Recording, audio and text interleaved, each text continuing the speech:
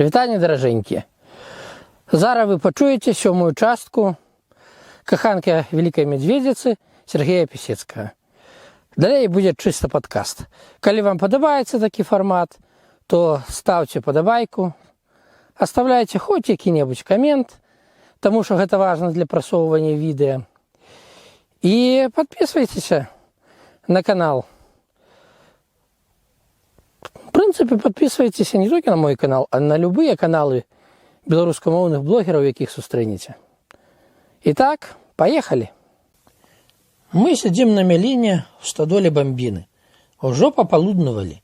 Ежа разагрэла, а гарэлка ўзбудзіла. Курылі папіросы. Нечакана адгукаецца Юлік-вар'ят і з захапленнем у голасе кажа: «Ведаеце, хлопцы, учора чытаў адзін урывак пра арлеанскую дзеву. Гэта, хлопцы, баба. Гэта баба». «Ну і што там гэтая армянская дзеўка?» – зацікавіўся Ванька-бальшавік. «Здорава давала?» Прыходзячы на дапамогу сябру, якога такое пытанне проста выбіла з раўнавагі, да размовы далучыўся Пятрусь-філосаф. Зусім не давала, бо, як бачым з самой назвы, баладзева. Называлася не армянская, а арлеанская, ад назвы горада Арлеан у Францыі. Ванька-бальшавік з недаверам паківаў галавой і вымавіў: «Ну, тут штосьці не так. Хто яе там правяраў? А калі была дзевай, дык чаму называлася цэлым горадам?» Тады Юлік пачынае апавядаць гісторыю жыцця Жанны д'Арк. Штораз з большым запалам размахвае рукамі, збіваецца. Нарэшце дайшоў да таго моманту, як яе спалілі на вогнішчы. Тут п'яны перамытнік не вытрымаў і неспадзявана для ўсіх заплакаў. Ніхто гэтага не чакаў. З хвіліну все моўчкі глядзелі на хлопца, які плакаў. Пасля я пачуў, як Ванька-бальшавік коратка, нібы пытаючыся, пырснуў смехам. Гэта хапіла нам усім, каб выбухнуць шалёным рогатам. Юлік перастаў плакаць. Збялеў, глядзеў на нас шырока расплюшчанымі напоўненымі слязьмі вачыма, затым, падняўшыся з месца, прамовіў: «Ведаеце што? Ведаеце што? Я вам гэтага ніколі не казаў, але думаў. Так, а зараз скажу вам. Вы хамы, хамы, хамы. Бо з гэтае смяяцца нельга. Так, вы хамы. Толькі Пятрусь. Такі самы дзівак, як і ты». Спакойным голасам адгукнуўся шчур, перакідваючы ў другі кут рота папіросу. «Мудра», – падтрымаў яго выснову лорд. Мне ж стала сорамна, бо і я смяяўся з Юліка. Пасля, каб не абразіць яго чым-небудзь, пачаў больш уважліва сачыць за сабой. Вечарам прыходзіць Юзік і звяртаецца да мяне: «Хадзі, Ладзік, дапамажы перавязы рабіць для пераносчыц. Зваліўся тавар з 3 груп. Лёўка і бамбіна не паспяваюць. Заробіш як за адзін пераход». Хвіліну падумаўшы, я падняўся і разам з Юзікам выйшаў са стадолы. Кіруемся сцежкай у садзе. Удалечыні заўважаю вялікую хату. Вакол яе панавала цішыня і парадак. Калі мы выходзілі са стадолы, бальшавік крыкнуў: «Ушанаванне бамбіне! Поспеху!» Ляснуў у далоні і шматзначна кашлянуў. Бамбіна сустрэла нас у сенцах. Зараз жа вярнулася ў хату і занадта пахапліва пачала гаварыць мне: «Столькі працы, я дапамагчы, а дапамагчы няма каму. Юзік параіў мне, каб взяць пана для галопу». Юзік пасміхаўся куточкамі вуснаў. Лаўлю тую усмешку, і мне чамусьці робіцца сорамна. Зразумеў, што все хлусяць, а бамбіна далей пляскала языком. «Пан мне не адмовіць, гэта лёгкая работа. Робім перавязы для пераносчыц. Столькі таго сабралася, немагчыма ўжо тавар прымаць». «Чаму ж не? Я дапамагу, не ведаю толькі, ці патраплю працаваць. Пану бачыць, нічога цяжкага». Са святліцы ўваходзім у малы бакавы пакойчык. Адзінае в акно занавешана вялікай жаночай хусткай. Над доўгім стадолам гарыць падвешаная да бэлькі лямпа, і пры яе святле сядзіць, схіліўшыся над сталом, жыдлёўка. Вакол яго стосамі ляжаць розныя рэчы: панчохі, шаўкі, рукавічкі, шалікі, грабенчыкі, брытвы, машынкі для стрыжкі, паяскі, хром, шаўро, лак. Пры нашым з'яўленні жыд выпростваецца і пацірае худыя далоні. Мне гэтага ўжо досыць. Хай яго халера возьме. Што я з гэтага маю? Няшчасны працэнт. З пагардай сапнуўшы носам, зноў нахіліўся над сталом. Юзік таксама ўзяўся за працу. Бамбіна пачала паказваць мне, як напаўняць перавяз.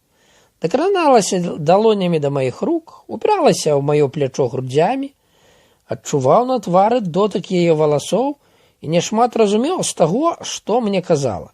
Заўважыла гэта, усміхнулася і прамовіла: «Спачатку няхай пан складае панчохі, тузінамі, стосам, больш нічога.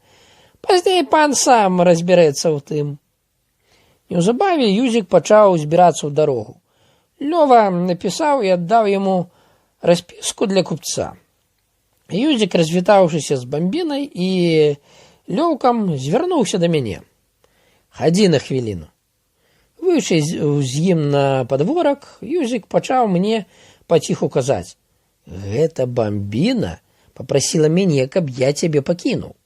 Нібыта для дапамогі. Разумееш, калі табе не дужа хочацца тут заставацца, хадзем з намі, як хочаш. Але раю застацца. Ёсць для чаго, не пашкадуеш». «Як жа гэта?»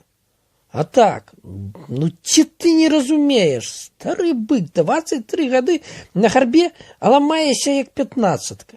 Тока не апракуцься». «Што? Што?» адказаў я здзіўлены. «Нічога», адрэзаў Юзік і знік у цемры. За адыходам Юзіка мне зрабілася сумна.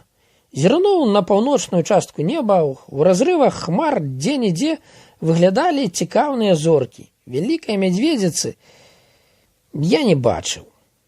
Знерухоміўшы, доўга стаяў, слухаючы далёкі брэх сабакі, і пазіраў на мігатлівае ў далечыні святло ў вокнах хацін. У бліжэйшай вёсцы я пачуў залівісты сабачы брэх. «Нашы прайшлі», падумаў. Наляцеў халодны ўсходні вецер, зрабілася зусім цёмна. Я хутка вярнуўся ў хату. «Дзе пан хадзіў?» — звярнулася да мяне Бамбіна. «Праводзіў Юзіка. Яго не трэба праводзіць. Ён сам усюды патрапіць. Пэўна, абгаворвалі мяне». «Нічога блізкага».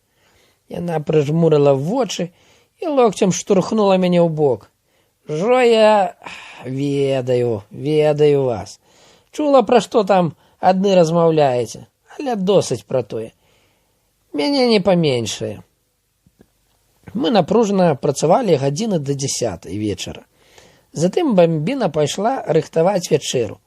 Апроч нас на чорнай палове хаты круцілася зусім глухая дзеўка і працавіты маўклівы парабат. Далёкі сваяк Бамбіны. Яны працавалі па гаспадарцы, а Бамбіна займалася перамытніцтвам. Калі засталіся ў пакоі адзін на адзін з Лёўкам, дык і далей моўчкі укладавалі пакеты. Перавязы – гэта пасы для дзяўчат, якія пераносяць тавар з пункта ў горад. Яны уяўляюць сабой нешта накшталт вялікіх камізэлек даўжынёй ад грудзей да ног. Гэта падвойныя палатняныя мяшкі, пустэчу паміж якімі запаўняюць таварам. Пераносчыца апранае такую камізэльку вагой ад 20 да 30 фунтаў і замацоўвае яе паяскамі на плячах. На пакет апранае кажух і накіроўваецца ў дарогу. Патаемнымі шляхамі і сцежкамі крочыць адна або з сяброўкамі да горада. Такая пераносчыца робіць за дзень 2, 3, а то нават і 4 рэйс, зарабляючы ад 5 да 20 рублёў золатам. Бамбіна мела 7 пераносчыц, якія працавалі надзейна, паколькі добра ведалі мясцовасць. Спрыялі іхняй працы навакольныя лясы, даючы поўную абарону схоў. Дарога была настолькі надзейная, што дзяўчаты працавалі не толькі ўначы, але і днём. Бамбіна паклікала мяне з лёўкам на вячэру. Закончылі работу і выйшлі ў светліцу, дзе ўбачылі вялікі стол, засцелены беласнежным абрусам. Вячэра была шчодрая, але простая. Была і гарэлка, закрашаная нейкім сокам. Лёўка еў мала, неахвотна, сядзеў задуменны і штосьці рахаваў у памяці.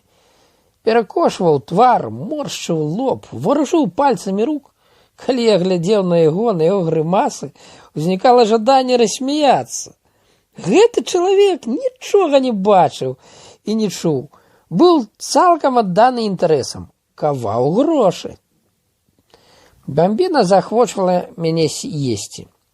Штораз падлівала гарэлку.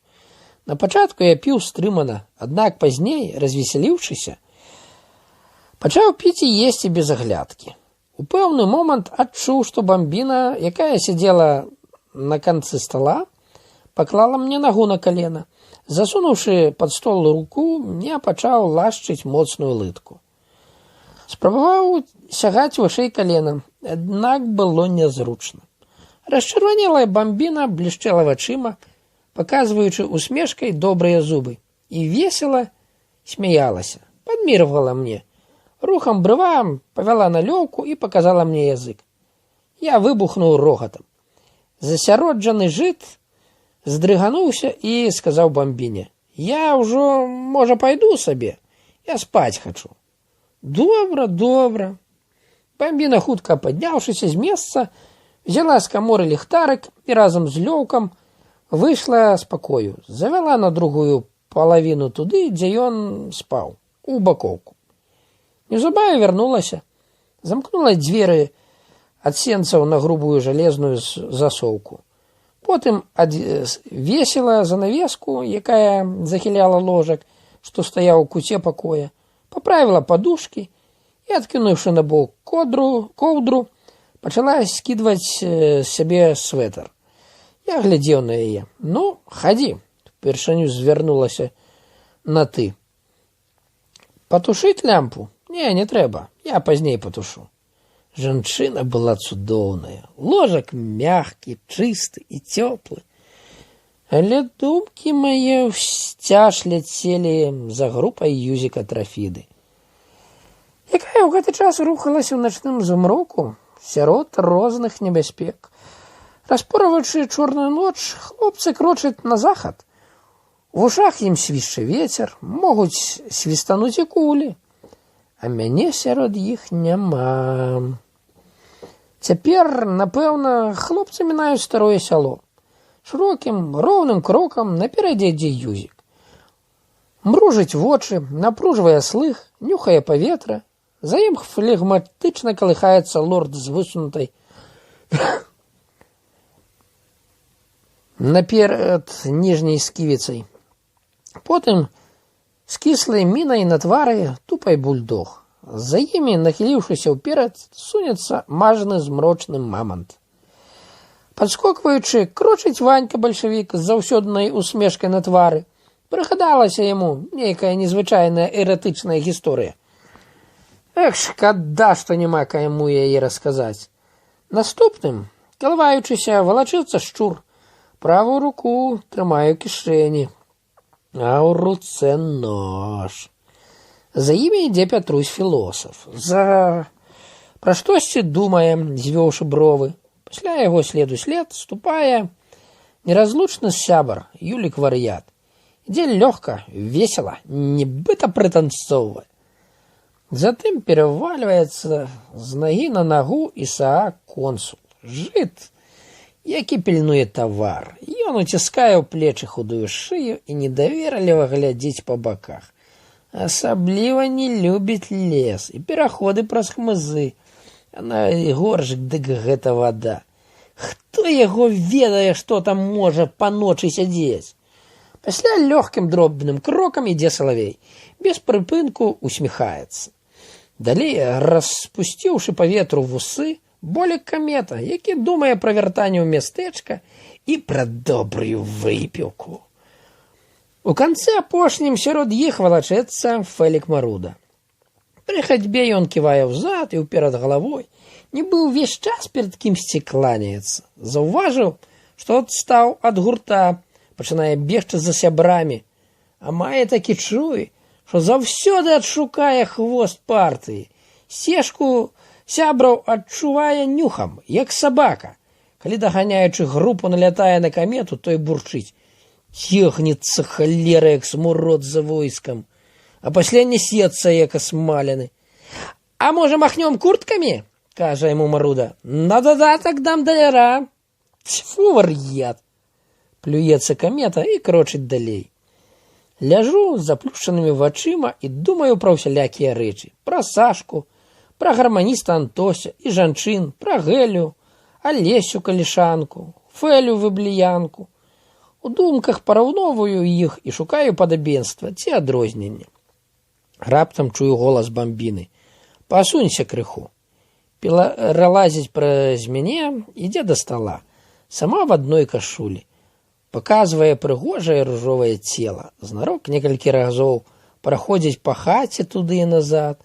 Узлезшы на лаву, здымае штосьці з паліцы, становіцца на дыбачкі, бо нібыта не дастае. Ведаю, што робіць гэта проста так. Толькі каб распаліць мяне.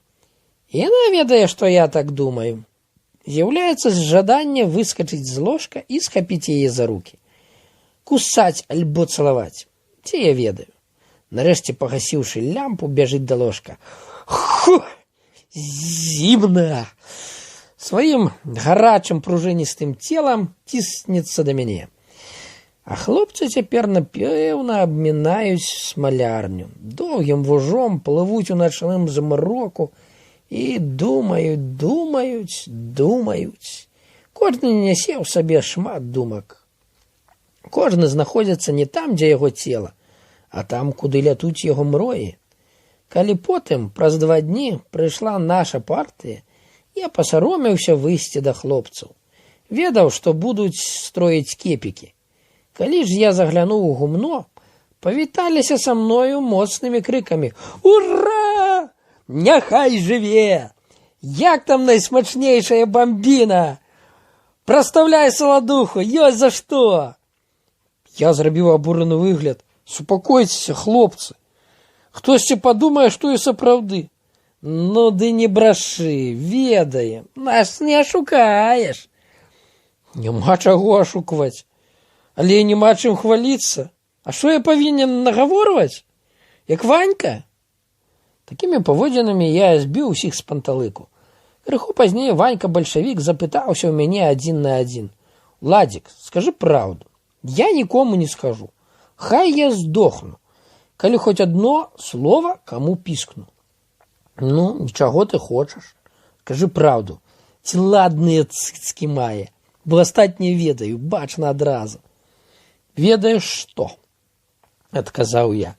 «Заўсёды думаў, што ты крыху дурнаваты. Зараз бачыў, што зусім дурань. Хочаш ведаць, якія ў бамбіны цыцкі?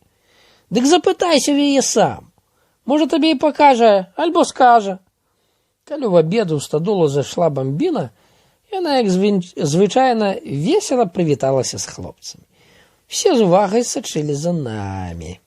Аднак яна, як заўжды, шмат жартавала, заляцалася, а я, як заўжды, маўчаў. Хлопцы былі здзіўлены. Я нават Юзіка ашукаў. Ён пазней запытаўся, калі мы ішлі пакаваць перавязы: «Ну і як табе? Ці атрымалася з бамбінай?» «Добра». «Як, варта грашыць? 100 грахоў вартая». «Ну і клёва, будзе мякчэйшая баба. Бачыў, якія кашы шамкай прыцягнула». Падабаецца слухаць творы пісецкага ў маім выкананні? Тады зрабі, чтоб это відэа крыху лепш прасоўвалася на ютубе. Пастаў падабайку, напішы камент і буду вельмі ўдзячны за падпіску.